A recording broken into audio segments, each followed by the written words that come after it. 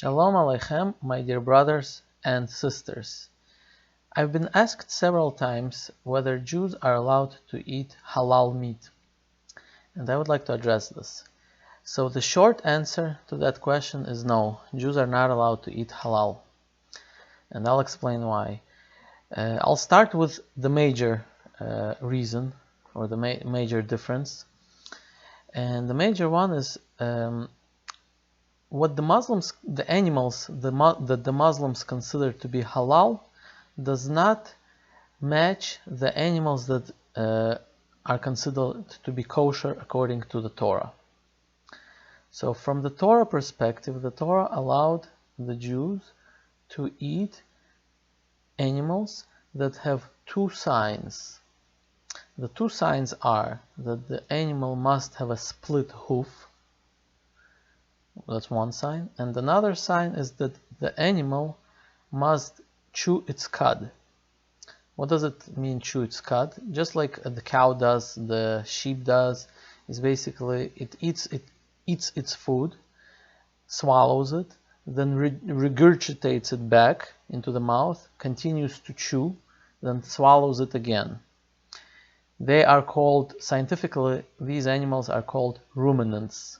Their stomach is actually split into 4 compartments, and the food travels from one compartment, then the cow or the sheep regurgitates, swallows it again, then it goes to a different compartment in the stomach, and there are 4 compartments like that. Which animals do this? So there's the cow, there's the sheep, goat, all of them have the split hoof. Now when I say split hoof, by the way, it means one hoof is split, as opposed to like different toenails, like for example camel. That's not allowed for that reason.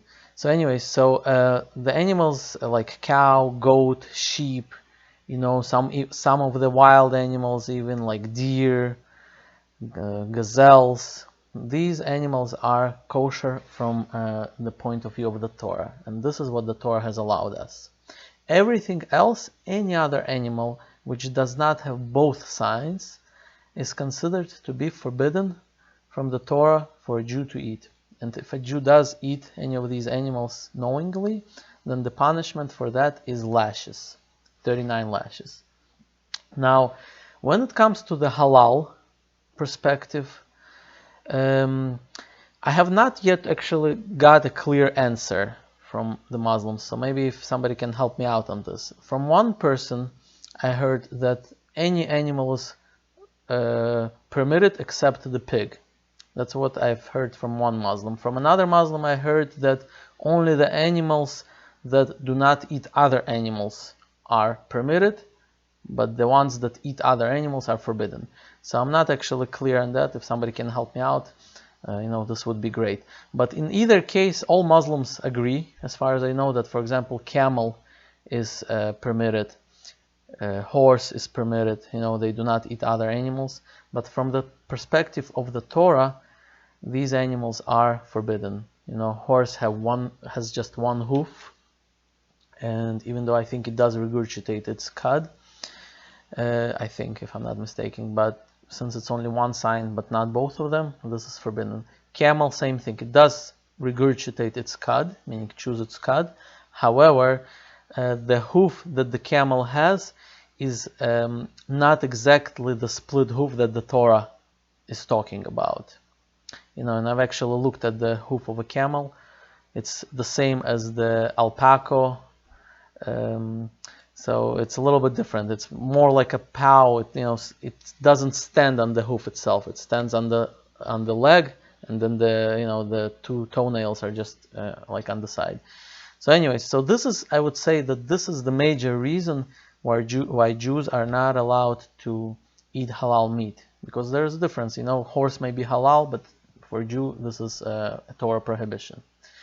Now the next reason. The next reason is more technical, and the reason is like this: that from the Torah perspective, a person performing a commandment is able to perform the commandment for another person as long as that first person is also obligated to do this himself. So what do I mean by that? So for example, let's say a person, let's say a person leading the prayer, right? In the synagogues, the person leading the prayer.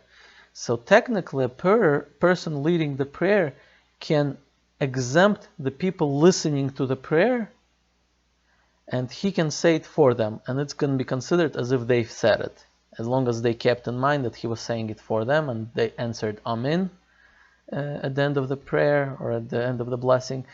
As long as they both kept this in mind, the person saying and the person hearing, then it's considered as if the person who heard it and answered Amen, it's considered as if he did the commandment, he did the mitzvah, he prayed. This is just one example, but this is really applied all over. For example, a person, let's say, cannot read the Torah, doesn't know how to read the Torah. So technically, another person who can read it for him, and he just has to keep in mind that he is reading it for him. We read the Torahs in the synagogues on Mondays, Thursdays, and Saturdays, so he can exempt him from his obligation. Okay, so that being said, now a person who himself is not obligated, let's say, to do the commandment for whatever reason, that person cannot exempt the first person.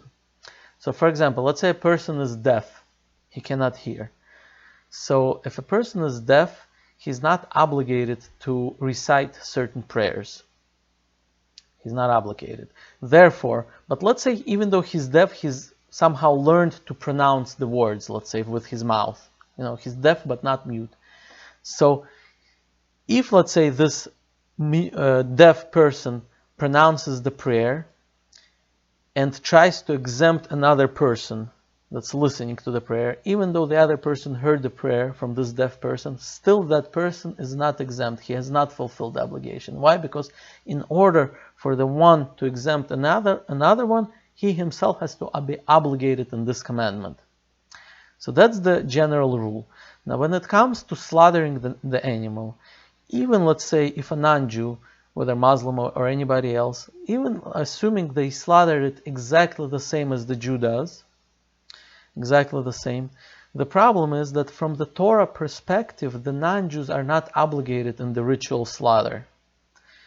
From the Torah perspective, only the Jews, that's one of the 613 commandments, only the Jews are obligated to slaughter the animal with this ritual procedure. But for a non-Jew, technically, the animal has to be, obviously killed in a humane way, but there is no such thing as a requirement to slaughter it according to the laws of the Torah. So therefore, somebody who's not obligated in this commandment cannot do it on behalf of somebody who is obligated to do this commandment. So this is really the technical reason why any slaughter done by a non-Jew is not kosher for a Jew. And this is brought down in the Mishneh Torah, chapter 4, the halacha 11. Now, besides this, there's also, I'm not sure actually how much similarity there is. I know that the Muslims slaughter the animal,